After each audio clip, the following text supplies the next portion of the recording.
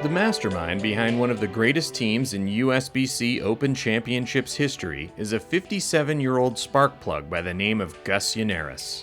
Let's just put it this way, I'm probably the most exuberant out of the team. The story behind how the team was assembled is an interesting one. Well, I was bowling with Lennie BORESCH at the time, and we talked and decided I wanted to get a powerhouse team, which included Dale and Gary, and at the time was Stephen Brinkman, but everybody was bowling with their friends. On good teams, but not so-called creme de la creme, and these guys were.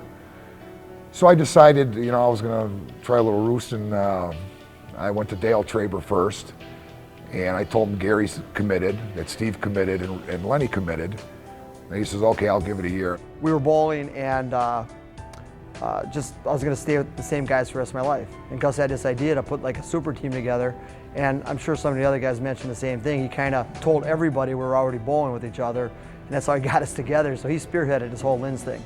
The team first came together for the popular Brunswick World Team Challenge events, which they won twice. Like that. Get it done. How's that for 3 in a row for Lens Limited?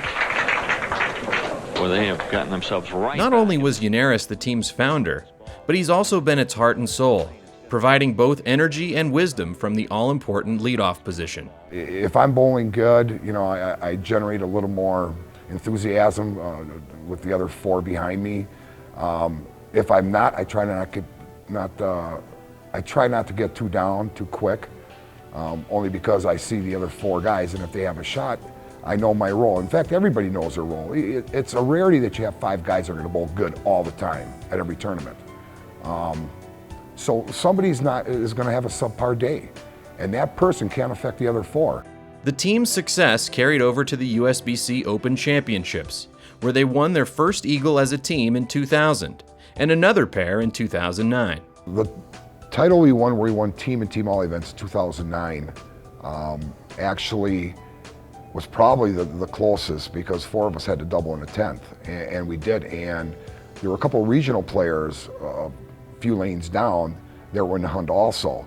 So you could hear, them cheer, and then all of a sudden we would be cheering, and it got back and forth, and it turned out we ended up winning, I believe, by 18 pins or less than 2 marks. But that was exciting. You want to see 10 guys pumped up between 2 teams. It was pretty exciting. Yannaras' induction into the USBC Hall of Fame makes him the 4th player on his formidable Lens Limited team to have earned the prestigious honor. I think that Gus has put so much into the game. He's been around for a long time. His passion is just incredible. And for the amount of work he's put in, time he's put in, the amount of things he's bowled in, and as well as he's bowled for as long as he's been around, I think it's a well-deserved thing. What it meant to me is just filled a void that, because being in and the rest of your guys not being in, and you kind of owe it to them. I know I owe it to them that I'm in, so see Gus get in there, and us 4 have been together for a long time, and I'm sure Ryan will get in soon.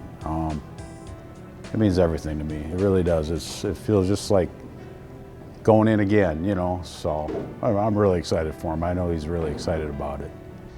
Gus has been long overdue, and all I can say is this, I don't think there's too many teams that have at least 4 members in, and it's not quite all consecutive years, but it's pretty close, and that's a feat in itself.